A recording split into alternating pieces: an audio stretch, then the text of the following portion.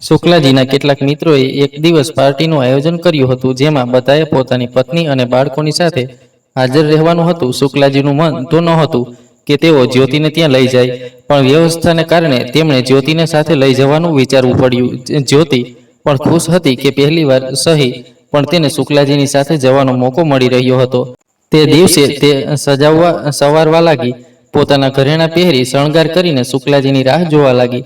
જ્યારે શુક્લાજી આવ્યા ત્યારે તેમની પાસે જઈને બોલી, સાંભળો જી, હું કેવી લાગુ છું? શુક્લાજીએ એક નજર નાખતા તીખા તેવરમાં કહ્યું, ભૂતણી જેવી લાગે છે. એક તો તારો સાવળો રંગ, ઉપરથી થોપેલું કાજલ, બિલકુલ ભૂતણી દેખાય છે. ન તો ઘરેણાં તારા પર શોભે છે, ન આ કાજલ.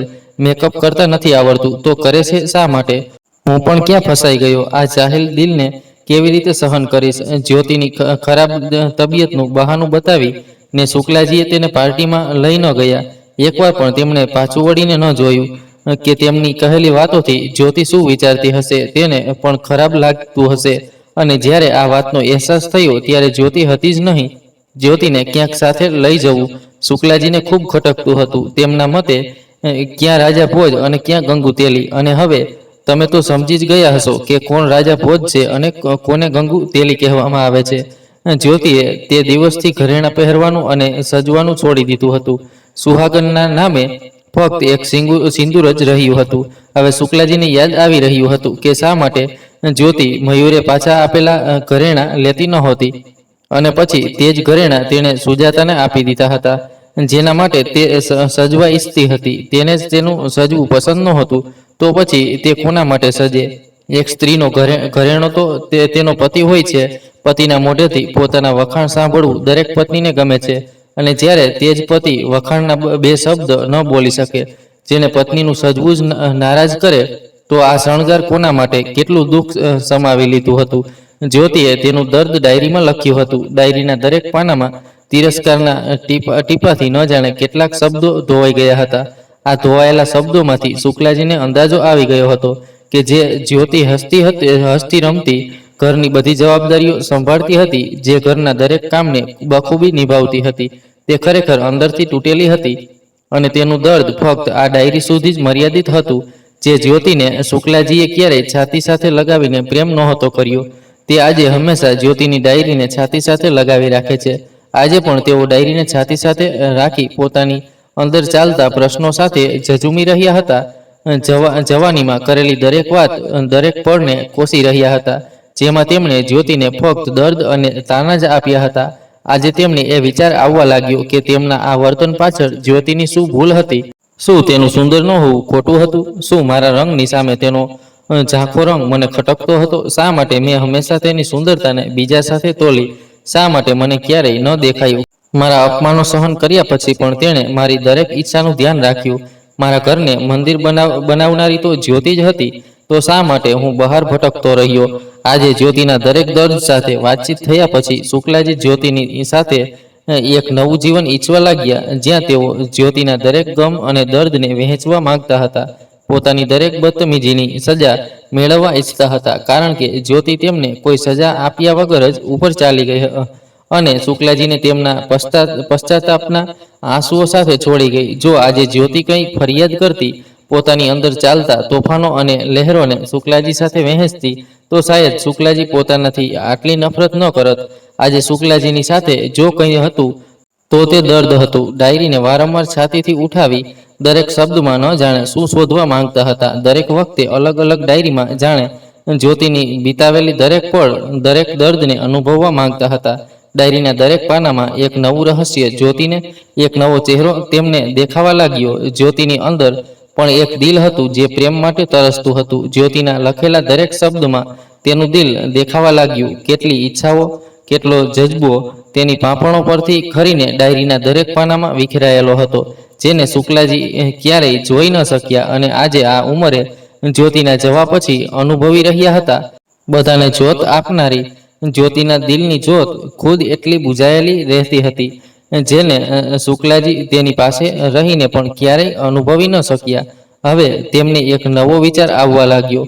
પોતાના મન સાથે જજુમતા હવે આ વાત તેમને સતાવવા લાગી કે જો આજે જ્યોતિ જીવતી હોત અને જો તેઓ કહેત કે આજે તેમને જ્યોતિ સાથે પ્રેમ થઈ ગયો છે, તો શું જ્યોતિ તેમને માફ કરી શકત? શું તેના દિલમાં તેમના માટે થોડો પણ પ્રેમ બચ્યો હોત કે આ સંબંધોનો બોજ તે ફક્ત ઢોતી હતી? આવા ન જાણે કેટલા પ્રશ્નો તેમની આંખો સામે તરવા લાગ્યા અને આ પ્રશ્નોના જવાબ હવે તેમની પાસે પણ નહોતા. જ્યારે તેઓ પોતાને જ્યોતિની જગ્યાએ મૂકીને જુએ છે તો જવાબનો વિચાર કરતા જ ગભરાઈ જતા. આંખોમાં આંસુઓનો સૈલાબ જે જ્યોતિ તેમની પાસે છોડી ગઈ હતી તેની સાથે રહેવું શુક્લાજીને ખૂબ ભારે પડી રહ્યું હતું. ઘણા દિવસો સુધી ડાયરી વાંચ્યા પછી ઘણું વિચારીને શુક્લાજીએ કંઈક નક્કી કર્યું. થોડા દિવસો પછી સાહિલે પોતાના પપ્પાને બેગ ભરીને કંઈક લઈ જતા જોયા. ઘરેથી નીકળતી વખતે પણ તેમણે કોઈને કંઈ ન કહ્યું. ન તો સાહિલની હિંમત થઈ, ન આરતીની હિંમત થઈ કે પૂછે કે પપ્પાજી ક્યાં જઈ રહ્યા છે. થોડા દિવસો સુધી શુક્લાજી રોજ બહાર જવા લાગ્યા. એક દિવસ આ બધું જોતા આરતીએ સાહિલને કહ્યું, તું પપ્પાજીને શા માટે નથી પૂછતો કે તેઓ ક્યાં જઈ રહ્યા છે?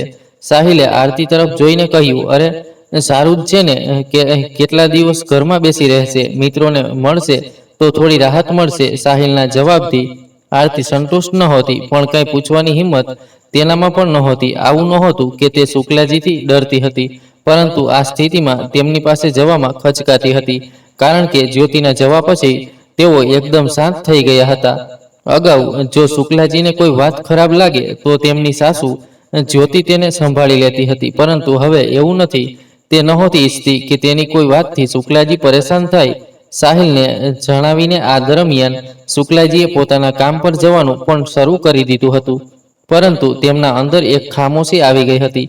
સવારે નીકળતા અને સાંજે આવીને પોતાના રૂમમાં બંધ થઈને ન જાણે શું કરતા. આ આરતી સમજી શકતી નહોતી, પરંતુ તેમના વ્યવહારમાં નરમાઈ જોઈને આરતી થોડી ખુશ હતી. એક સમયે જે અકળપણું તેમનામાં હતું તે હવે ક્યાંક ખોવાઈ ગયું હતું, અને થોડા મહિના પછી એક પેકેટ હાથમાં લઈને તેઓ આરતીને થોડા ખુશ દેખાતા હતા. આ ખુશી હતી કે આત્મસંતોષ એ તો શુક્લાજી પણ નહોતા જાણતા. આરતીએ સાહિલને તેના સસરા વિશે જણાવ્યું કે આજે પપ્પાજીના ચહેરા પર થોડી ખુશી દેખાઈ. સાહિલ ખુશ થઈને પોતાના પપ્પાના રૂમમાં ગયો. શુક્લાજીએ સાહિલને આવતો જોઈને કહ્યું, સાહિલ, આરતીને પણ બોલાવ, હું એક વસ્તુ બતાવવા માંગુ છું. સાહિલે આરતીને અવાજ આપ્યો. તે સાંભળીને આરતી પણ તેમની પાસે આવી અને શુક્લાજીએ સાહિલને પેકેટ ખોલવા કહ્યું. પેકેટ ખોલતા જ તેમાં એક પુસ્તક દેખાયું. તે પુસ્તક પર લખેલું હતું, જ્યોતિની અનકહી જ્યોત. પોતાની માતાની તસવીર અને નામ જોઈને સાહિલે પોતાના પપ્પાને પૂછ્યું, પપ્પા, આ શું છે? આરતીના ચહેરા પર પણ પ્રસન્નતાના ભાવ સમજીને શુક્લાજીએ કહ્યું, આ તમારી મમ્મીની પુસ્તકો છે. આ સાંભળીને સાહિલ આશ્ચર્યથી બોલ્યો, મમ્મીની પુસ્તકોનો મતલબ હું નથી સમજ્યો. સાહિલ અને આરતી બંને અચંબિત હતા.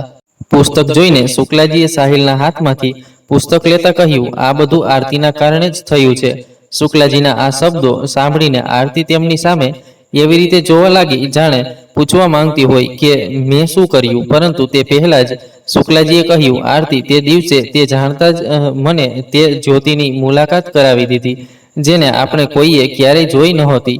જો તું તે દિવસે જ્યોતિની કેટલીક વસ્તુઓ એકઠી કરવા ન આવી હોત તો હું જ્યોતિને ક્યારેય ન સમજી શક્યો હોત. સાહિલ, તને યાદ છે મેં એક દિવસ પૂછ્યું હતું કે તારી મમ્મીના શોખ શું હતા? તે બોલ્યો હતો કે તને ખબર નથી, તારી મમ્મીને લખવાનો શોખ હતો. તેમની કલમમાં એક જાદુ હતું જેને કોઈએ ક્યારેય નહોતું સમજ્યું. તારી મમ્મી પણ એક નામ ઈચ્છતી હતી જે ફક્ત તેનો અવાજ હોય, અને આ જે પુસ્તક તું જોઈ રહ્યો છે તે તારી મમ્મીએ જ લખેલું છે. બસ મેં તારી મમ્મીના નામે એક પુસ્તકના રૂમમાં પ્રકાશિત કરાવ્યું છે. હું થોડા દિવસથી આ માટે જ બહાર જતો હતો. આજે એક પુસ્તક આવી ગયું છે અને ધીમે ધીમે બીજી આવશે. મારા કેટલાક પરિચિત લોકો હતા, તેમણે પણ મને આમાં ઘણી મદદ કરી છે. તેમનો સાથ ન હોત તો હું આ કામ ન કરી શક્યો હોત. તેની મમ્મી પણ લખતી હતી.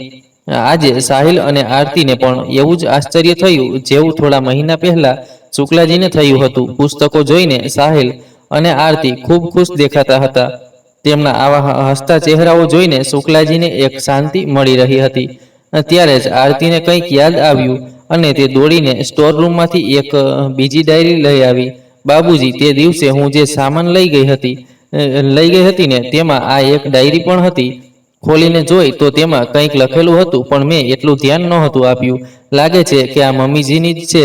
તેમાં વધુ કંઈક લખેલું નથી.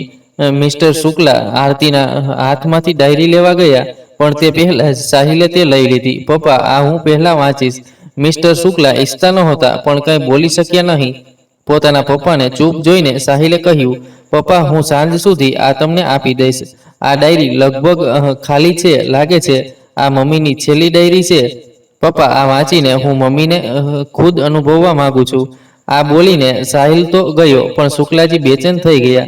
જ્યોતિના દર્દને અનુભવીને શું સાહિલ તેમને પોતાના પપ્પાનો દરજ્જો આપશે? એક ભય તેમને સતાવવા લાગ્યો. છેલ્લા દિવસોમાં જ્યોતિએ શું લખ્યું હશે? આ વાત તેમને પરેશાન કરવા લાગી. સાહિલ પોતાના રૂમમાં ગયો અને ડાયરી ખોલવા લાગ્યો. આરતીના મનમાં પણ એક ઈચ્છા જાગી ગઈ હતી, અને એટલે જ તે પણ સાહિલની બાજુમાં બેસી ગઈ. જેવી સાહિલે ડાયરી ખોલી, આરતીએ લખાણ જોઈને કહ્યું, અરે, આ તો તારી લખાવટ જેવું છે. મમ્મીની લખાવટ તારી લખાવટ સાથે બિલકુલ મળે છે. સાહિલ થોડો રૂવાબદાર થઈને બોલ્યો, મમ્મીની લખાવટ મારી સાથે નથી મળતી. હું મમ્મીની જેમ લખું છું. અને ડાયરીમાં મમ્મીના લખેલા શબ્દો પર હાથ ફેરવતા તે બોલ્યો, મમ્મીની લખાવટ હું સારી રીતે જાણું છું. બાળપણથી મારી ઈચ્છા હતી કે હું પણ મમ્મીની જેમ લખું. મમ્મીના પ્રયાસોથી આજે મારી લખાવટ પણ બિલકુલ મમ્મી જેવી છે. આ વાતની મને ખૂબ ખુશી છે. આરતી કંઈ પૂછે તે પહેલા સાહિલે કહ્યું, આરતી પ્લીઝ મને થોડીવાર એકલો છોડી દે. હું થોડો સમય એકલો રહેવા માંગુ છું. આરતી સાહિલની લાગણીઓ સમજીને તેને છોડીને દિયા સાથે બીજા રૂમમાં ચાલી ગઈ. સાહિલ ડાયરીના પાનાઓ જોતો, મમ્મીના લખેલા શબ્દો વાંચતો, અને તેની આંખોમાંથી આંસુ વહેવા લાગ્યા. આંસુઓની ચાદરમાં જ્યારે દરેક શબ્દ ઝાંખો દેખાવા લાગ્યો, તો તે આંખો ઘસીને ઝડપથી વાંચવા લાગ્યો. જ્યાં સુધી તેણે આખી ડાયરી પૂરી ન કરી, ત્યાં સુધી તેને આંખો ભીની અને સૂજી ગઈ હતી. ડાયરીને પોતાની બાહોમાં ચપટી દબાવીને તે એવું અનુભવવા લાગ્યો જાણે આજે તે મમ્મીની ગોદમાં માથું મૂકીને રડવા માંગે છે. આજે ઘણા દિવસો પછી તેણે મમ્મીની સુગંધ અને સ્પર્શ અનુભવ્યો હતો. એવું લાગતું હતું જાણે મમ્મી તેની આસપાસ જ છે. મમ્મીના સ્પર્શને અનુભવતા તેની આંખ લાગી ગઈ. લગભગ 3 વાગ્યા સુધી જ્યારે સાહિલે દરવાજો ન ખોલ્યો, તો આરતી દરવાજો ખટખટાવીને સાહિલને નામથી બોલાવવા લાગી. આરતીને જોઈને મિસ્ટર શુક્લા, જે સાહિલ ડાયરી લઈ ગયો ત્યારથી બેચેન હતા, તે પણ સાહિલની મનોસ્થિતિ સમજી રહ્યા હતા. તેમને જેટલું દર્દ થઈ રહ્યું હતું, તે જ દર્દમાં સાહિલ પણ ડૂબેલો હતો. ડાયરી જોઈને લાગતું હતું કે આ જ્યોતિની છેલ્લી ડાયરી હતી. છેલ્લી યાત્રા પહેલા જ્યોતિ શું વિચારતી હતી એ જાણવા માટે મિસ્ટર શુક્લા પણ વ્યાકુળ હતા. આરતીએ સાહિલ અને બાબુજી બંનેને ખાવા માટે બોલાવ્યા હતા, પણ કોઈએ ખાવાની ઈચ્છા ન બતાવી. મિસ્ટર શુક્લા આરામ ખુરશીમાં બેસીને સાહિલની રાહ જોતા હતા કે તે ડાયરી આપે. બીજી તરફ સાહિલ ડાયરીને બાહોમાં લઈને મમ્મી માટે તડપી રહ્યો હતો. આરતીના બોલાવવા છતાં સાહિલે દરવાજો ન ખોલ્યો. તો મિસ્ટર શુક્લાએ કહ્યું, આરતી, સાહિલને અવાજ ન કર, તેને થોડી વાર એકલો છોડી દે. સસરાની વાત માનીને આરતી બીજા રૂમમાં ચાલી ગઈ, જ્યાં દિયા રમકડા સાથે રમી રહી હતી. આરતી દિયા સાથે હતી, પણ તેનું મન સાહિલ પાસે બેચેન હતું. સાંજે જ્યારે સાહિલની ઊંઘ ઉડી, ત્યારે પણ તે બેચેન હતો. તેણે દરવાજો ખોલ્યો. આરતી કંઈ પૂછે તે પહેલા તે પોતાના પપ્પાજીના રૂમમાં ગયો અને તેમને ડાયરી આપી દીધી. સાહિલને પપ્પાના રૂમમાં જતો જોઈ આરતી ચા બનાવવા ગઈ. સાહિલની આંખોની સોજો જોઈને મિસ્ટર શુક્લાએ તેને કંઈ ન પૂછ્યું, ફક્ત એક નજરથી જોઈને નજર નીચી કરી લીધી, અને સાહિલે પણ તેમને કંઈ ન કહ્યું. પપ્પા, હું થોડું ચાલીને આવું છું, એમ કહીને તે નીકળી ગયો. તેને રાહ ન જોઈ કે પપ્પા કંઈ બોલે, ન તો પપ્પાને સાથે ચાલવા કહ્યું, જેને તે પપ્પાની ના હોવા છતાં ચાલવા લઈ જતો હતો. આજે તે એકલો જ ગયો. સાહિલને આવો જોતા મિસ્ટર શુક્લા પણ થોડા ગભરાઈ ગયા. ત્યારે આરતી ચા લઈને આવી અને શુક્લાજીને આપવા લાગી. સાહિલની ચા આરતીના હાથમાં જ રહી ગઈ. સાહિલને આવો જતો જોઈ આરતી એ શુક્લાજીને પૂછ્યું. સાહિલે કહ્યું કે તે ક્યાં ગયો? મિસ્ટર શુક્લાએ ચાનો કપ લેતા કહ્યું, હા, ચાલવા ગયો છે. શાયદ તે થોડો એકલો રહેવા માંગે છે. આ સાંભળી આરતી ચાલી ગઈ.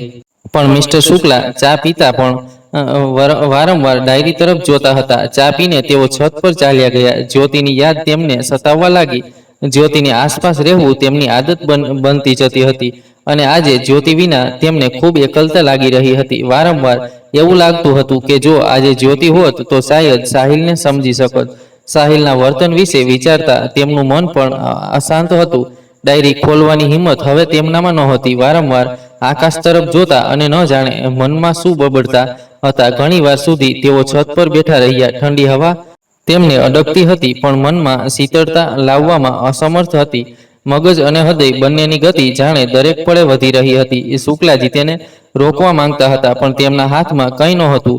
તેઓ ત્યાં બેસીને જ્યોતિને યાદ કરવા લાગ્યા. જ્યોતિને પણ આ ઠંડી હવાનો ઝોકું ખૂબ ગમતો હતો. તે અવારનવાર સવારે પક્ષીઓને દાણા આપવા અને સાંજે અંધારી રાતોમાં ચાંદનીની સુંદરતા નિહાળવા કે ક્યારેક આસમાન છુપાયેલા ચંદ્રનું દીદાર કરવા છત પર આવતી હતી. જ્યારથી પ્રેમ થયો ત્યારથી મિસ્ટર શુક્લા પણ રોજ જ્યોતિની પાછળ છત સુધી આવી જતા હતા.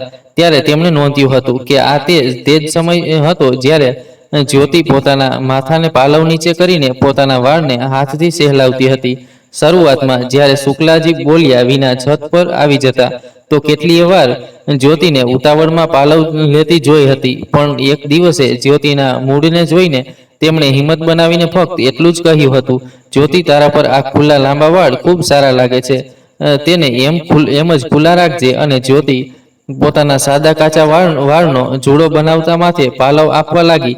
જ્યોતિના ચહેરા પરથી શુક્લાજીને પોતાને શરમ લાગી, જે જ્યોતિ કહી ન શકી, પણ તેમને સારી રીતે સમજાઈ. વર્ષોની તડપ પછી જ્યારે આજે વાળમાં સફેદી આવી ગઈ, ત્યારે શુક્લાજીની આ વાત જ્યોતિને પસંદ ન આવી, પણ તેણે મોઢેથી કંઈ ન કહ્યું. જ્યોતિને ચૂપ જોઈને શુક્લાજીએ ફરી કહ્યું, જ્યોતિ, વાળ ખુલ્લા છોડી દે, હું જ ચાલ્યો જાઉં. શુક્લાજીને જતા જોઈ જ્યોતિએ કહ્યું, ના, તમારે બેસવું હોય તો બેસો, હું તમારા માટે કંઈક લઈ આવું. જ્યોતિ જવા લાગી ત્યાં મિસ્ટર શુક્લા, જે જ્યોતિનો હાથ પકડવા માંગતા હતા પણ પકડી ન શક્યા, તેમણે રસ્તો રોકીને કહ્યું, જ્યોતિ, મને કંઈ નથી જોઈતું, તું મારી પાસે બેસ. અને આમ આ અવારનવાર શુક્લાજી સાંજે છત પર જઈને જ્યોતિની પાસે બેસતા. ધીમે ધીમે જ્યોતિએ શુક્લાજીના ઘણા કહેવાથી તેમની સામે પાલવ નીચે કરીને વાળ સહેલાવતા ચંદ્ર તરફ જોતી રહેતી. જ્યોતિ ચંદ્રને નિહાળતી અને આરતી, અને શુક્લાજી તે ચંદ્રને જોતા, જેને તેમના કારણે ગ્રહણ લાગી ગયું હતું. રોજ જ્યોતિનું ચંદ્ર તરફ જોવું શુક્લાજી સમજી નહોતા શકતા.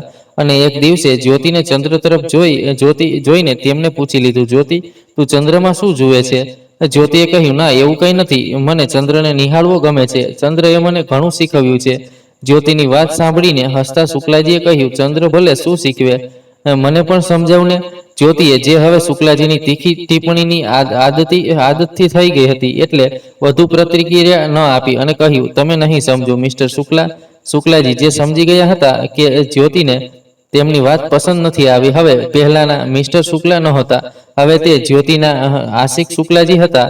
અને પછી ધીમેથી બોલ્યા, જ્યોતિ, તું ચંદ્ર સાથે શું વાતો કરે છે? મને પણ કહેને. શુક્લાજીના નરમ વર્તનને જોઈ જ્યોતિએ ચંદ્ર તરફ જોતા કહ્યું, ચંદ્ર પણ મને એ જ પૂછે છે. ચંદ્ર, તું રોજ બેસીને મને નિહાળે છે, કંઈક જોઈને કદાચ તું પણ કંઈક વિચારે છે. શું છે તારા મનમાં જે તું ઉદાસીમાં ફરે છે? જ્યોતિએ કહ્યું, ચકોરના પ્રેમમાં તું પણ અધૂરો છે, નજીક હોવા છતાં પણ તરસ્યો છે. નિયતિનો શિકાર તું પણ છે, બસ તારી પાસેથી જ કંઈક શીખી રહી છું. ચંદ્રે કહ્યું, કેમ, મારામાં એવું શું જોયું કે તું શીખવા માંગે? જ્યોતિએ કહ્યું, ચહેરા પર ઘણા ડાઘ હોવા છતાં પણ તું દરેકના આંગણામાં ચાંદનીની શીતળતા વેરે છે. તારી પાસેથી જ જીવવાની રીત શીખી રહી છું. અધૂરો હોવા છતાં તું તારી ચાંદની કેવી રીતે બધા પર લૂંટાવે છે, બસ એ જ શીખવા માંગુ છું. આ બોલીને જ્યોતિ ચૂપચાપ ચંદ્ર તરફ જોતી રહી. અને મિસ્ટર શુક્લાએ કહ્યું, અરે વાહ જ્યોતિ, તે તો આને ખૂબ સુંદર રીતે વ્યક્ત કર્યું. તું શું રોજ આવી ચંદ્ર સાથે વાતો કરે છે? જ્યોતિએ આનો કોઈ જવાબ ન આપ્યો, ફક્ત શુક્લાજી તરફ એક નજર નાખી અને પછી ચંદ્ર તરફ જોવા લાગી. જ્યોતિએ તે દિવસે જે કહ્યું હતું તેની ઊંડાઈ શુક્લાજી ત્યારે નહોતા સમજી શક્યા, પણ આજે ચંદ્ર તરફ જોતા તેઓ તે વાતની ઊંડાઈ સમજી શક્યા. જ્યોતિએ પોતાના દર્દને શાયરાના અંદાજમાં વ્યક્ત કર્યું હતું, જે ત્યારે શુક્લાજીની સમજણથી પરે હતું. જ્યોતિએ પોતાની લાગણીઓને પહેલીવાર તેમની સાથે એટલી સુંદર રીતે રજૂ કરી હતી, જેને સમજવામાં મિસ્ટર શુક્લા ત્યારે અસમર્થ રહ્યા હતા. આજે છત પર જ્યોતિના ચંદ્રમાં પોતાના ચંદ્રને જોવાની આશામાં તેઓ ફક્ત ચંદ્રને જ નિહાળતા રહ્યા. જેમ જ્યોતિ નિહાળતી હતી, જેમ તે વાતો કરતી હતી, આજે મનમાં તેઓ પણ ચંદ્ર સાથે વાતો કરવા લાગ્યા. ચંદ્રને નિહાળવાનું તેમને પણ સુકૂન આપી રહ્યું હતું. ઘણીવાર છત પર ટહેલ્યા પછી જ્યારે તેઓ નીચે ગયા તો સાહિલ નજરે ન ચડ્યો. તેમણે આરતીને પૂછ્યું, આરતી, સાહિલ આવ્યો? આરતી રોટલી બનાવતા બોલી, ના પપ્પાજી, હજી તો નથી આવ્યો. મેં ફોન પણ કર્યો હતો પણ સ્વિચ ઓફ બતાવે છે. મિસ્ટર શુક્લાને પણ હવે ટેન્શન થવા લાગ્યું. તેઓ સાહિલને શોધવા બહાર જવા લાગ્યા. રાતના 10 વાગવા આવ્યા પણ સાહિલ હજી આવ્યો ન હતો. 15-20 મિનિટ ઘરની આસપાસ શુક્લાજી ચક્કર લગાવવા લાગ્યા. આ પહેલા સાહિલ આમ બિન જણાવીએ ક્યાંય નહોતો ગયો. ઘર પ્રત્યેની જવાબદારી તેણે હંમેશા યોગ્ય રીતે નિભાવી હતી. રોટલી બનાવીને આરતી પણ દિયા સાથે ઘરના ઓટલે ઊભી રહી સાહિલની રાહ જોવા લાગી. થોડી વાર પછી સાહિલ આવી ગયો. શુક્લાજીએ પૂછ્યું, ક્યાં ગયો હતો? આરતીએ કહ્યું, તમારો ફોન બંધ છે. સાહિલે પપ્પા તરફ જોતા કહ્યું, મોબાઈલની બેટરી ખતમ થઈ ગઈ હતી. સાહિલના અવાજમાં કંઈક ફેરફાર હતો. એ શુક્લાજી પણ સમજી ગયા પણ તેમણે વાત આગળ ન વધારી. સાહિલે પગ મૂકતા જ આરતીએ કહ્યું, ચાલો હાથ મોઢું ધોઈને પહેલા ખાઈ લો. સાહિલે કહ્યું, ના આરતી, મને ભૂખ નથી, અને સીધો પોતાના રૂમમાં ચાલ્યો ગયો. સાહિલની ના પાડતા આરતીએ શુક્લાજીને પૂછ્યું, પપ્પા, તમને ભોજન આપું? સાહિલે ના પાડી તો શુક્લાજી કેવી રીતે ખાત? તેમણે પણ ના પાડી અને પોતાના રૂમમાં આવી ગયા. સાહિલનું વર્તન શુક્લાજીને ઠીક નહોતું લાગી રહ્યું. આરામ ખુરશીમાં બેસીને તેઓ એકવાર ડાયરી તરફ જોતા તો ક્યારેક સાહિલ વિશે વિચારતા. ક્યાંક ડાયરી વાંચ્યા પછી સાહિલ તેમનાથી નફરત તો નથી કરવા લાગ્યો. આંખો બંધ કરીને લેટી રહ્યા. આરામ ખુરશી જે હવે તેમના માટે સૌથી મહત્વની અને પ્રિય હતી, કારણ કે તે જ્યોતિના પ્રેમની નિશાની હતી. ત્યારે આરતીએ કહ્યું, પપ્પા, તમે કંઈ ખાધું નથી? આ ચા લાવી છું. શુક્લાજીએ પૂછ્યું, આરતી, સાહિલ શું કરે છે? આરતીએ કહ્યું, પોતાના રૂમમાં છે. તેને પણ ચા આપીને આવી છું. તમે ઓછામાં ઓછું ચા પી લો, નહીં તો ઠંડી થઈ જશે. આરતી ગયા પછી તેઓ ચા લઈને બાલ્કનીમાં આવ્યા અને બહાર જોતા ચા પીવા લાગ્યા. પણ તેમના અંદર ચાલતા વિચારોને તેઓ સહન નહોતા કરી શકતા. જ્યોતિની સાથે આજે સાહિલને પણ ગુમાવવાનો ભય તેમને થવા લાગ્યો. સાહિલે શું વાંચ્યું હશે? આ વાત તેમને સતાવવા લાગી. ઘણીવાર ભારે હવામાં પોતાને શાંત કરવાનો પ્રયાસ કર્યો, પણ મનને શાંત કરવું એટલું સહેલું નહોતું. આ વાત શુક્લાજી પણ જાણતા હતા. ઘણી રાત થઈ ગઈ હતી પણ ઊંઘનો નામો નિશાન નહોતો. તેમણે ડાયરી તરફ હાથ લંબાવ્યો અને પોતાના પ્રિય સ્થાને બેસી ગયા. ડાયરીને ટેરવતા જોયું તો તે લગભગ ખાલી જ હતી. ગણી ચૂંટેલા પાનાઓમાં જ જ્યોતિના કેટલાક રહસ્યો બંધ હતા. પહેલા પાનાથી તેમણે વાંચવાનું શરૂ કર્યું. ઘણા દિવસથી છાતીના દુખાવાને સહન કરી રહી છું. લાગે છે કે મારા જવાના દિવસો નજીક આવી ગયા છે. હવે ઈલાજ કરાવવાનું પણ મન નથી થતું. આટલી દવાઓથી હવે જીવ ઊભી ગયો છે. બધું જ તો જોઈ લીધું, હવે બીજું કંઈ જોવાનું મન નથી. આજે ન જાણે કેમ બીતેલા દિવસો ખૂબ યાદ આવે છે. એક એક પળને જીવવું મારા માટે ક્યાંક મુશ્કેલ હતું તો ક્યાંક અપનાનો સાથ મળવાથી ઘણી હિંમત પણ મળી હતી. મારો દીકરો સાહિલ પણ આરતી સાથે પોતાના ગૃહસ્થ જીવનમાં ખુશ છે. તેને અને આરતીને જોઈને હું જીવી ઉઠું છું. જ્યારે આરતી આવી ત્યારે તે મારી જેમ અલહડ પોતાની દુનિયામાં મસ્ત રહેતી હતી. જીવન સાથે પ્રેમ છે તેને પણ, એટલે મેં તેની નિષ્કપટતાને ક્યારેય મરવા ન દીધી. સાહિલ અને આરતીની નોકઝોક મને મારા બીતેલા દિવસોમાં લઈ જાય છે, જ્યાં જીવને પરિપક્વ બનાવી દીધી. ત્યાં આરતીની નિષ્કપટતાને હું જાળવી રાખવા માંગુ છું. સંબંધોના આડમાં તેની ખુશીઓને સુરક્ષિત રાખવી હતી. મને આરતી જે ગમે છે તે સાહિલ પાસેથી હકથી લે છે. મને તેની આ વાત ખૂબ ગમે છે. તે બંનેનો આ પ્રેમ હંમેશા બની રહે. સૌના વિચારો અલગ હોય છે, એમ મારા પણ હતા. મેં મારું ગૃહસ્થ જીવન બચાવવાની પૂરી કોશિશ કરી, પણ દરેક અપમાનથી હું હારતી ગઈ. જ્યારે કોઈ સ્ત્રીનો પતિ તેનાથી ખુશ ન હોય તો સમાજ પણ સ્ત્રીને જ દોષ ઠેરવે છે. મારી સાથે પણ એવું જ થયું. સમાજની નજરો મને પણ ચૂભતી હતી. બધાની આંખોમાં કેટલાક સવાલોને મેં પણ હંમેશા સહન કર્યા છે. શુક્લાજી સાથેના આ સંબંધમાં હું એકલી બંધાઈ રહી. મારા સપનાનો ત્યાગ કરીને મેં આ પરિવારને સિંચ્યો છે. જે બંધનમાં અમે બંને બંધાયા હતા તેની કેટલીક જવાબદારીઓ અમે બંનેએ સાથે નિભાવવાની હતી, પણ એવું થઈ શક્યું નહીં. કોઈની નફરત મેળવવી જેટલી સરળ છે એટલું જ મુશ્કેલ છે કોઈના દિલમાં પોતાનું સ્થાન બનાવવું. મને પણ ઘણો સમય લાગ્યો હતો બધાના દિલના દરવાજા સુધી પહોંચવામાં. બસ શુક્લાજીના દિલ સુધી ક્યારેય ન પહોંચી શકી. કેટલી વાર હું પણ તૂટી, પણ મારે તો એકલે જ સંભળવું હતું. જેના ખભે માથું મૂકીને હું રડી શકું એવું કોઈ ન હતું. આ ડાયરી સિવાય, હા, સાસુએ મને ઘણે અંશે સમજી હતી. એક માતાનો પ્રેમ તેમણે મને હંમેશા આપ્યો. બધાનો પ્રેમ મળ્યો, સ્નેહ મળ્યો. તેમની સાથે જોડાયેલા દરેક સંબંધે મને પ્રેમ આપ્યો, પણ જેના કારણે હું બધા સાથે જોડાઈ હતી, તેમના દિલમાં સ્થાન ક્યારેય ન બનાવી શકી. આરતીએ તે મેળવવાનું શીખ્યું હતું, તેને જીતતી જોઈને મેં પણ જીવવાનું શીખ્યું હતું. તેની મુસ્કાન ટકી રહે, હું હંમેશા એ જ કોશિશ કરતી રહી અને સાહિલને પણ કહેતી કે આરતીનું ધ્યાન રાખજે. એક તરફ મને સાહિલ પર ગર્વ થાય છે કે તેના સંસ્કાર મારા જેવા છે, એક નેક છોકરો હોવા ઉપરાંત તે એક સારો પતિ પણ છે. પણ ક્યારેક ખુદ વિચારું છું કે સાહિલને બાળપણથી મા બાપનો પ્રેમ એકસાથે નથી મળ્યો. બાળપણમાં તેના લૂછેલા સવાલોથી હું પણ ગભરાઈ જતી હતી, પણ ઘણી કોશિશો પછી તેને સમજાવી લેતી હતી. બીજા બાળકોના મા બાપને એકસાથે ફરતા જોતા સાહિલની આંખોમાં છુપાયેલા આંસુઓ પણ મેં જોયા હતા. બહુ નાની ઉંમરે તે પણ ખૂબ સમજદાર થવા લાગ્યો. એક એવો સમય આવ્યો કે તે મને ખુશ કરવાની કોશિશ કરતો. શાયદ તેણે પણ મારા અને પોતાના પપ્પા વચ્ચેના પ્રેમની ખોટને ઓળખી લીધી હતી, પણ મેં ક્યારેય તેને તેના પપ્પા વિરુદ્ધ નથી કર્યો. હું હંમેશા એ જ ઈચ્છતી હતી કે જેમ તે મને પ્રેમ અને સન્માન આપે છે, તેવું જ તેનું વર્તન પોતાના પપ્પા સાથે પણ રહે. શુક્લાજી હવે થોડા બદલાતા જરૂર લાગે છે. તેમને જોતા એવું લાગે છે કે તેઓ કંઈક કહેવા માંગે છે પણ કહી નથી શકતા.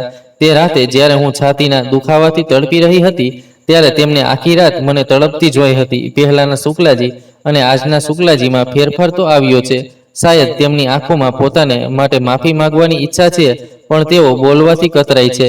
એક સમય હતો જ્યારે શુક્લાજીને કોઈ ફરક નહોતો પડતો. પોતાના રૂવાબ અને ઘમંડમાં રહેનારા શુક્લાજીનું મન હવે ઉંમર સાથે ઓગળવા લાગ્યું છે. હવે તેમને કહેવા લાયક મારી પાસે કંઈ નથી, ન નફરત ન પ્રેમ. મરવું તો આપણા હાથમાં નથી, પણ મેં તો મરીને જીવ્યું છે. બધું જ હું જાણું છું. જીવન કોઈને છોડતું નથી, દરેકને જીવનના પાઠમાંથી પસાર થવું જ પડે છે. આજે નહીં તો કાલે કિંમત ચૂકવવી જ પડે છે. હવે હું ડરું છું, શું શુક્લાજીને આની કિંમત ચૂકવવી ન પડે? બસ એક દોરી છે સાહિલની, જેનાથી અમે બંને બંધાયેલા છીએ. ક્યારેક વિચારું છું કે જો મેં નારીની મર્યાદા ઓળંગી હોત તો શું શુક્લાજી મને માફ કરત? પણ પછી પણ કોશિશ કરું છું કે એક પત્ની તરીકે હું તેમને માફ કરી દઉં, પરંતુ એક મા તરીકે માફ કરવું મુશ્કેલ છે, કારણ કે તેમાં સાહિલનું બાળપણ છીનવાયું છે. હું તેનું બાળપણ પાછું નથી લાવી શકતી. તેમને માફ કરવાનો અધિકાર પણ સાહિલને જ છે. પણ હું સાહિલને જાણું છું, તે મારો દીકરો છે, મારા જેવો જ છે. મોઢે તે કંઈ નથી બોલતો, પણ તેના અંદરનું દર્દ હું અનુભવું છું. આરતીનો સાથ સાહિલને ક્યારેય તૂટવા નહીં દે. આરતીએ હંમેશા પોતાના આત્મસન્માનને સાચવતા આ પરિવાર અને સાહિલની જવાબદારીઓ સંભાળી છે. જ્યાં ખોટું થાય ત્યાં તે ક્યારેય ચૂપ નથી બેઠી અને પોતાની વાતોથી માર્ગદર્શન પણ આપ્યું છે. મારા પછી જો કોઈ સાહિલને સંભાળી શકે તો તે આરતી જ છે. આ પરિવારને આરતી ક્યારેય તૂટવા નહીં દે અને ન તો સાહિલને ક્યારેય બીખરવા દેશે. અને સાહિલ ક્યારેય એવું કોઈ કામ નહીં કરે જેનાથી મને દુઃખ થાય. પાના ફેરવતા શુક્લાજીએ જોયું કે તારીખોમાં ઘણો ફેર હતો. શાયદ જ્યોતિએ ઘણા દિવસો પછી લખ્યું હતું. ઘણીવાર ઈચ્છા થાય છે કે આ બધી ડાયરીઓ બાળી નાખું, કારણ કે મારા મર્યા પછી આનું પણ કોઈ અસ્તિત્વ નહીં રહે. કોડીઓના ભાવે આ વેચાશે, અને જેણે આખી ઉંમર મારો સાથ આપ્યો તેને હું કચરામાં નથી ફેંકવા માંગતી. નથી ઈચ્છતી કે આ રુધિમાં વેચાય. આજ તો મારા જીવનની સંપત્તિ છે જે દરેક પળે મારી સાથે રહી છે. હું ખુદને મિટાવતા પહેલા આને ખુદમાં મિટાવવા માંગુ છું. પણ આ છાતીના દર્દે મને અપંગ બનાવી દીધી. હવે ન તો કંઈ લખી શકું છું, ન કંઈ કરવામાં અસમર્થ છું. હવે કંઈ થઈ શકતું નથી. શાયદ એ પળ ખૂબ નજીક છે જ્યાં મારે હવે જવું છે. સાહિલ અને શુક્લાજીએ મને ઘણીવાર ડૉક્ટર પાસે લઈ જવા માંગ્યું, પણ હવે મારામાં ક્યાંય જવાની હિંમત નથી. ડરું છું કે મારા પછી શુક્લાજી એકલા પડી જશે તો તેઓ આ એકલતાને કેવી રીતે સહન કરશે? આ એકલતા કેટલી દુઃખદ હોય છે. ક્યાંક તેમની સાથે પણ એવો સમય ન આવે. આખી ઉંમર હું તરસી રહી, હવે તેઓ ન તડપે. આગળ શાયદ જ્યોતિ લખી ન શકી જતા જતા, પણ તેને મારી જ ફિકર હતી. ડાયરીને છાતી સાથે ચાંપીને શુક્લાજી તે જ્યોતિને ઓળખવાની કોશિશ કરી રહ્યા હતા, જે કંઈ ન બોલવા છતાં બધું સમજી જતી હતી. તેણે અંદાજો લગાવી લીધો હતો કે હું તેને ચાહવા લાગ્યો છું. જ્યોતિ, તું સમજી ગઈ હતી કે હું તારા માટે તરસી જઈશ, તને દરેક પળે યાદ કરીશ. તો જ્યોતિ, તું કેમ ન રોકાઈ? આટલી ઝડપથી કેવી રીતે અને કેમ ચાલી ગઈ? તે મને કોઈ સજા ન આપી? શું હું તારો અપરાધી બનવાને લાયક પણ નહોતો? આ બોજ સાથે હું કેવી રીતે જીવીશ? કે તું જતા જતા પણ એ વિચારતી હતી કે છેલ્લા સમયે જીવન મારી સાથે હિસાબ ન લે? હજી તો જ્યોતિ, મને તારો પ્રેમ અને સાથ જોઈને હતો, એ પ્રેમ આપતો જેના માટે તું આખી ઉંમર તડપી રહી, એક મોકો આપતી જ્યોતિ અચાનક જ્યોતિની એ વાત યાદ આવી જેમાં તેને ડાયરી બાળવાની વાત કહી હતી. એકવાર તો મિસ્ટર શુક્લા ગભરાઈ ગયા કે જો જ્યોતિએ આને બાળી દીધી હોત તો હું આ જ્યોતિને ક્યારેય ન ઓળખી શક્યો હોત. પ્રેમનો સમુદ્ર પોતાના સમાવનારી એ જ્યોતિ જે ખુદ પ્રેમ માટે તરસતી રહી, મારા માટે તડપતી રહી, એ હું ન જાણી શક્યો હોત. જ્યોતિ, જો હું તારી ડાયરીને નવું મંજિલ આપી રહ્યો છું, તારી ડાયરી તારા માટે પણ અમૂલ્ય હતી અને આજે મારા માટે પણ અમૂલ્ય છે. મનમાં આંખો બંધ કરીને શુક્લાજી જ્યોતિ સાથે વાતો કરવા લાગ્યા. હવે તેમને સમજાયું કે સાહિલ પણ કેમ શાંત હતો. તું બિલકુલ સાચું કહેતી હતી જ્યોતિ, તારો દીકરો પણ બિલકુલ તારા જેવો જ છે. તે મોઢેથી કંઈ નહીં બોલે પણ હું તેને તડપવા નહીં દઉં. આમ વિચારતા વિચારતા શુક્લાજીની આંખ ત્યાં જ લાગી ગઈ. આજકાલ તેઓ બિછાને સૂવાનું ભૂલી જ ગયા છે. દરેક સમયે આરામ ખુરશી પર પડી રહેવાની આદત પડી ગઈ છે. બસ ત્યાં પડીને જ્યોતિના પ્રેમને અનુભવવા લાગ્યા. સવારે જ્યારે આંખ ખુલી તો તેઓ આરતીને સાહિલ વિશે પૂછવા લાગ્યા. શુક્લાજીએ કહ્યું, આરતી, સાહિલ ક્યાં છે? આરતી, જે દિયાને ખોળામાં સહેલાવતી રહી હતી, બોલી, પપ્પાજી, સાહિલ તો નીકળી ગયો. આરતીના આ શબ્દો સાંભળી શુક્લાજી થોડા ઉદાસ થઈ ગયા. ઘડિયાળ તરફ નજર ફેરવતા જોયું તો સમય તો પોતાના સમય જ હતો. બસ આજે શુક્લાજી લેટ થઈ ગયા હતા. થોડીવાર પછી તેઓ પણ તૈયાર થઈને નીકળવા લાગ્યા. આરતીએ કહ્યું, પપ્પાજી, આમ નહીં જવા દઉં, પહેલા નાસ્તો કરી લો. શુક્લાજીએ આરતીને બાળકની જેમ હઠ કરતી જોઈને પૂછ્યું, આરતી, સાહિલે કંઈ ખાધું? આરતીએ કહ્યું, હા પપ્પાજી, તે નાસ્તો લઈને ગયો છે. તમારા વિશે પણ પૂછતો હતો કે કાલે તમે ખાધું કે નહીં. મેં પણ કહ્યું કે તમે ભૂખ્યા રહેશો તો પપ્પાજી કેવી રીતે ખાશે, અને તેણે એ પણ કહ્યું કે પપ્પાજીને કંઈક ખવડાવીને જ મોકલજે. શુક્લાજી આરતીની ચતુરાઈ સમજી ગયા. આરતી પણ બિલકુલ જ્યોતિ જેવી જ હતી. સંબંધોને સાચવવાનું આરતીએ પણ શીખી લીધું હતું. આરતીનું કહેવું માનીને નાસ્તો કરી શુક્લાજી પોતાના કામે નીકળી ગયા. પણ આજે તેમને ઘરે જવાની ઉતાવળ નહોતી. ઓફિસ પછી તેમનું મન ઘરે જવા માટે ન થયું. ઘરે જવાથી તેઓ કતરાતા હતા. એક સુનસાન રસ્તા પર બેસીને ન જાણે શું શું વિચારવા લાગ્યા. ઘણીવાર સુધી તેમણે તે રસ્તે જીવનની ગતિની પાછળ દોડ લગાવી. આવતી જતી ગાડીઓને જોતા રહ્યા. એક સમય હતો જ્યારે તેઓ પણ દોડમાં સામેલ હતા અને આજે આ ચોકડી પર બિલકુલ એકલા ઊભા હતા. સાહિલનું વર્તન તેમને કચોટતું હતું. વારંવાર મનમાં વિચાર આવતો કે ક્યાંક તે સાહિલ પર બોજ ન બની જાય, અને આજ કસમકસમાં ઘરે જવાથી પણ કતરાતા હતા. ઓફિસથી ઘરે આવતા જ્યારે આરતીએ જણાવ્યું કે પપ્પાજી હજી આવ્યા નથી તો સાહિલને પણ ટેન્શન થવા લાગ્યું. સાહિલે ઘણીવાર પપ્પાને ફોન કર્યો પણ રિંગ થવા છતાં મિસ્ટર શુક્લા ફોન ઉપાડતા નહોતા. સાહિલનો ફોન જોવા છતાં શુક્લાજીમાં હવે હિંમત નહોતી બચી કે તેઓ સાહિલ સાથે કંઈ વાત કરી શકે. એક તરફ શુક્લાજી એકાંતમાં પોતાના મનમાં ચાલતી પરેશાનીઓ સાથે ઝઝૂમી રહ્યા હતા તો બીજી તરફ સાહિલ પોતાના પપ્પા ન મળવાથી પરેશાન હતો. સાહિલે શુક્લાજીના બધા મિત્રોને ફોન કરીને પપ્પા વિશે પૂછ્યું પણ કોઈને ખબર નહોતી કે શુક્લાજી ક્યાં છે. આરતીને કહીને કે હું પપ્પાને શોધવા જાઉં છું એમ બોલીને સાહિલ ઘરેથી નીકળી ગયો. પણ ઘણીવાર શોધ્યા પછી પણ તેને શુક્લાજી ન મળ્યા. મનમાં ચાલતા ખરાબ વિચારોથી ડરીને સાહિલના પરસેવા છૂટવા લાગ્યા. તે ખાલી હાથે ઘરે પાછો ફરવા નહોતો માંગતો. જ્યાં સુધી શોધવાની આશા હતી તેણે બધે ચક્કર લગાવ્યા. ઘણીવાર શોધ્યા પછી આખરે એક રસ્તાના ચોકડી પર જ્યારે તેની નજર ગઈ તો ત્યાં શુક્લાજી એકલા બેઠેલા દેખાયા. નાના બાળકની જેમ દોડતો દોડતો સાહિલ પોતાના પપ્પા પાસે પહોંચ્યો.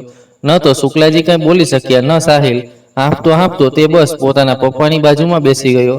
બંનેએ એકબીજા તરફ એક નજર નાખી. બંને એકબીજાની આંખોમાં તરતા સવાલોને સમજતા હોવા છતાં ચૂપચાપ ગુંગળાતા રહ્યા. ઘણીવાર બંને બેસી રહ્યા, રસ્તે દોડતી ગાડીઓને જોવામાં વ્યસ્ત હતા. ત્યારે સાહિલના મોબાઈલની રિંગથી બંનેનું ધ્યાન તૂટ્યું. આરતીનો ફોન આવ્યો. થોડી ચિંતિત અવાજે આરતીએ પૂછ્યું, સાહિલ, પપ્પાજી મળ્યા? સાહિલે પપ્પા તરફ એક નજર નાખીને કહ્યું, હા આરતી, પપ્પાજી મારી સાથે છે, થોડી વારમાં ઘરે આવું છું. આરતી કંઈક વધુ પૂછે તે પહેલા સાહિલે ફોન મૂકી દીધો. સાહિલે પપ્પાને કહ્યું, પપ્પા ઘરે ચાલો. શુક્લાજી રસ્તા તરફ જોતા શાંત અવાજે બોલ્યા, સાહિલ તું જા, હું થોડી વારમાં આવું છું. પપ્પાની વાત સાંભળીને તેમને આટલા ઉદાસ જોઈને સાહિલ રસ્તામાં જ નાના બાળકની જેમ પપ્પાના પગ પાસે બેસી ગયો અને બોલ્યો, હું જાણું છું પપ્પા, તમે મારાથી નારાજ છો. શુક્લાજી ચૂપચાપ બેસી રહ્યા અને તેમની આંખોના આંસુ જે બહાર નીકળવા બેતાબ હતા તેમને કોઈક રીતે રોકવાનો પ્રયાસ કરી રહ્યા હતા. થોડીવાર પપ્પાના ઘૂંટણમાં માથું રાખીને કંઈક વિચારતા સાહિલ બોલ્યો, પપ્પા, હું મમ્મીને ખૂબ મિસ કરું છું. કાશ પપ્પા મમ્મી આજે આપણી સાથે હોત. વારંવાર એક સવાલથી પરેશાન છું કે ક્યાંક મમ્મીએ ખુદ જ આપણને છોડી તો નહોતી જવા માંગતી. અમે બધાને હજુ પણ માની જરૂર હતી. પપ્પા, આટલી ઉતાવળે માને જવું જ ન જોઈએ. માના આંચળમાં પ્રેમની કમી ક્યારેય નહોતી. દરેકને માએ તેના હિસ્સાનો પ્રેમ આપ્યો હતો. પરંતુ આગળ સાહિલ કંઈ બોલી શક્યો નહીં. 2 દિવસથી તે જે વાત માટે તડપી રહ્યો હતો, આજે પોતાના પપ્પા સામે તે વાત રાખતા તેની આંખોમાંથી ટપકતા આંસુઓએ શુક્લાજીની પટ અને હૃદય બંનેને ભીંજવી દીધા હતા. શુક્લાજી પણ ઘણા સમયથી જે આંસુઓને સંભાળવાની કોશિશ કરી રહ્યા હતા તે પણ રોકી ન શક્યા અને બાંધ તૂટતા તે પણ ટપકવા લાગ્યા. સાહિલના માથે હાથ ફેરવતા શુક્લાજીએ કહ્યું, સાહિલ, તમે બંનેનો દોષી હું છું. તમારી માં તો ચાલી ગઈ, મને બિના સજા આપીએ અને પોતાની સાથે પોતાનું દર્દ પણ લઈ ગઈ. જો તમારે કંઈક કહેવું હોય તો કહી શકો છો, અથવા જો તમે મારાથી નફરત કરો છો તો એ પણ કહી શકો છો, કારણ કે મેં જે કર્યું તેનું દુઃખ તમને નક્કી હશે. જો તમે મને છોડવા માંગો છો તો એ પણ કહી દો. હું તમારા પર બોજ નહીં બનું. હું ક્યાંક દૂર જઈને જ્યોતિની યાદો સાથે જીવન પસાર કરી લઈશ. શુક્લાજી આગળ કંઈ બોલે તે પહેલા સાહિલે શુક્લાજી તરફ જોઈને કહ્યું, પપ્પા, આ શું બોલો છો? તમે આ બધું કેવી રીતે વિચારી શકો? પપ્પા, તમે હંમેશા મારા પપ્પા છો અને રહેશો. હા, એ વાત અલગ છે કે આપણું કુટુંબ ક્યારેય પરફેક્ટ નહોતું. જ્યારે માએ ક્યારેય તમારી ફરિયાદ નથી કરી તો હું કેવી રીતે કરી શકું? મને આરતી અને દીવાને તમારી જરૂર છે પપ્પા, કારણ કે હું મારા કુટુંબને પરફેક્ટ જોવા માંગુ છું. આપણી વચ્ચે જે કમી હતી તેને દૂર કરવા માંગુ છું. આ દરમિયાન સાહિલ અને પપ્પા હજુ ઘરે નહોતા આવ્યા. ચિંતા વ્યક્ત કરતા આરતીએ ફરીથી ફોન કર્યો, સાહિલ, શું થયું? આટલી વાર કેમ લાગી રહી છે? તું અને પપ્પા ઠીક છો ને? હા આરતી, બધું ઠીક છે. અમે ઘરે આવી રહ્યા છીએ. અને હા, મને અને પપ્પાને ખૂબ ભૂખ લાગી છે. તું કંઈક સારું મીઠું બનાવ. હમણાં માના જવા પછી પહેલીવાર આરતીએ સાહિલને આટલું ખુશ જોયો હતો. ઘણા મહિનાઓ પછી સાહિલે પહેલીવાર કંઈક મીઠું બનાવવાનું કહ્યું હતું. આથી આરતી પણ ખુશ થઈને રસોડા તરફ ગઈ.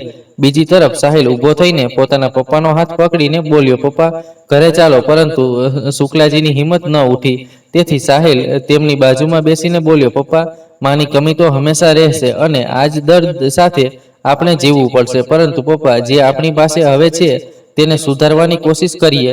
ભૂતકાળની ભૂલોમાંથી શીખીને જે પાસે છે તેમાં ખુશીથી જીવવાની કોશિશ તો આપણે સૌ મળીને કરી શકીએ. શુક્લાજીને હજુ પણ કંઈ બોલવાની હિંમત ન હતી. સાહિલે બાળકોની જેમ પોતાના પપ્પાનો હાથ પકડ્યો અને ઘર તરફ ચાલવા લાગ્યા. સાહિલને પપ્પા સાથે આવતો જોઈ આરતીએ પણ ખુશીથી બધાને ભોજન પીરસવાનું શરૂ કર્યું. હવે શુક્લાજી પણ પોતાના દીકરાના ગૃહસ્થ જીવનમાં તેમની સાથે હતા. જ્યોતિની ડાયરીને દરરોજ રાત્રે વાંચવી અને પોતાની સાથે વાતો કરતા રહેવું શુક્લાજીની આદત બની ગઈ હતી. આજે જ્યોતિના લખેલા શબ્દોને શુક્લાજીએ એક નવી દિશા આપી હતી. આજે તેઓ જ્યોતિને સાચા અર્થમાં જીવંત કરવાનો પ્રયાસ કરી રહ્યા હતા. જ્યોતિની અનકહી જ્યોત પુસ્તકને ઘણો પ્રેમ મળ્યો. લોકોએ તેને ખૂબ પસંદ કર્યું. જ્યોતિની દરેક પુસ્તકોની બધાએ પ્રશંસા કરી. જ્યોતિના મૃત્યુ પછી તેના જજ્બાતોનો બધાનો સ્નેહ મળવા લાગ્યો. શુક્લાજીએ જ્યોતિની ડાયરી અને તેના બનાવેલા બધા પુસ્તકોને પોતાના રૂમમાં જ ખૂબ જ સુંદર રીતે સજાવીને રાખ્યા હતા. ત્યારે જીવંત જ્યોતિની સાચી સાથી આ ડાયરી હતી અને હવે શુક્લાજીની સાચી સાથી બની ગઈ હતી. ડાયરીમાં જ તેઓ જ્યોતિને રોજ શોધતા અને પોતાના મનમાં ચાલતી વાતો ડાયરીને હૃદય સાથે લગાડીને તેની સાથે વાતો કરતા. પરંતુ આ બધા છતાં શુક્લાજીને ન જાણે શા માટે હંમેશા લાગતું કે જો જ્યોતિ જીવંત હોત તો કદાચ માફ ન કરી શકત. આજે આ પુસ્તકથી મળતી વાહવાહી જ્યોતિ પોતે જોઈ શકતી નથી અને તેના માટે જવાબદાર પણ તેઓ પોતાને જ માનતા હતા. આ જ દર્દ સાથે તેમણે હવે પોતાના અંતિમ સમય સુધી જીવવું પડશે. જીવતા જીવતા જ્યોતિના દરેક ગુણથી અજાણ હતા શુક્લાજી, અને જ્યોતિના મૃત્યુ પછી તેના ગુણો સામે પોતાને અપંગ જોતા હતા. આજે તેમને સમજાયું કે સમય રહેતા જો કોઈને તેનો પ્રેમ અને આદર ન આપી શકો તો તેના મૃત્યુ પછી એ દર્દ તમને જીવવા નહીં દે. જ્યારે કોઈ નજીક હોય ત્યારે તેનું મૂલ્ય સમજાતું નથી, પરંતુ જો એ જ વસ્તુ ખોવાઈ જાય તો માત્ર તડપ સિવાય કંઈ હાથ નથી આવતું. પતિ પત્નીના સંબંધ શું હોય છે એ આજે શુક્લાજી સમજી શક્યા. જ્યારે એક સ્ત્રી તમારું ઘર સંવારી શકે છે તો તે એકલી પણ પોતાને સંભાળી શકે છે. આ બધા છતાં જો તેને કંઈ શોધવું હોત તો તે ફક્ત પોતાના પતિના પ્રેમ અને સ્નેહની શોધ હોય છે અને આ જ રીતે પોતાને ધિક્કારતા અને હૃદયમાં એક બોજ લઈને શુક્લાજીએ જ્યોતિ સાથે જીવવું પડે છે. એક સમય હતો જ્યારે તેઓ જ્યોતિથી દૂર ભાગતા હતા અને આજે એ જ શુક્લાજી જ્યોતિનો હાથ મેળવવા તડપી રહ્યા છે. રોજ છોડને પાણી આપતા અને તેમની સાથે વાતો કરવી, છત પર પક્ષીઓને દાણા નાખીને હસતા હસતા તેમની સાથે વાતો કરવી. હવે તો પક્ષીઓ પણ શુક્લાજીને ઓળખી જ્યોતિની જેમ તેમની સાથે વાતો કરવા લાગ્યા છે. શુક્લાજી જ્યોતિના એ દરેક કામો કરે છે જેનાથી જ્યોતિને ખુશી મળતી હતી. હવે તેમને હંમેશા એ વાતનો અફસોસ સતાવે છે કે કાશ તેમણે શારીરિક સુંદરતા કરતા મનની સુંદરતાને વાંચી લીધી હોત તો આજે તેમનું મન અને જ્યોતિનું લગ્ન જીવન પણ એક પરફેક્ટ જોડી હોત. શારીરિક સુંદરતા એક દિવસ ઝાંખી પડવાની છે, પરંતુ મનની સુંદરતા હંમેશા સાથે રહે છે. જેમ જ્યોતિના ન હોવા છતાં પણ જ્યોતિ આજે બધાના દિલમાં વસેલી છે. હવે એકલા રૂમમાં જ્યોતિની યાદ અને તેની ડાયરી સાથે પોતાનું જીવન ભૂલીને ફક્ત કાપી રહ્યા છે શુક્લાજી. મિત્રો, લગ્ન પછી દરેક સ્ત્રીનો એક બીજો જન્મ થાય છે, જ્યાં તે પોતાના કુટુંબને છોડીને જેનો હાથ પકડી ઘરની ડેલી પાર કરે છે, તેને એક નવું કુટુંબ મળે છે. તે તેની જ થઈને આ સાંચામાં ઢળી જાય છે. લગ્ન પછી જવાબદારીઓની પાછળ પ્રેમ ક્યાંક છુપાઈ જાય છે. આ સંબંધ પણ ક્યારેક બોજ જેવો લાગવા લાગે છે, પરંતુ જો આપણે આપણને આનંદથી જીવીએ, ક્યારેક મીઠી પ્રેમની બોલી કે મીઠા તકરાર સાથે આપણને જીવવા લાગીએ, તો થોડી મીઠી યાદોને આપણે આપણી સાથે સાચવી શકીએ. આ યાદો એ સમયે આપણો સાથ આપે છે જ્યારે આપણે ક્યારેક એકલા પડી જઈએ. જીવતા જીવતા જો આપણે કોઈને થોડી ખુશી આપી શકીએ તો વિદાય થયા પછી આ મલાલ સાથે જીવવું ન પડે, જેમ શુક્લાજી જીવી રહ્યા છે. તો મિત્રો, તમને આ વાર્તા કેવી લાગી? જો સારી લાગી હોય તો વિડીયોને લાઈક કરો, અમારી ચેનલને સબસ્ક્રાઈબ કરો. આભાર.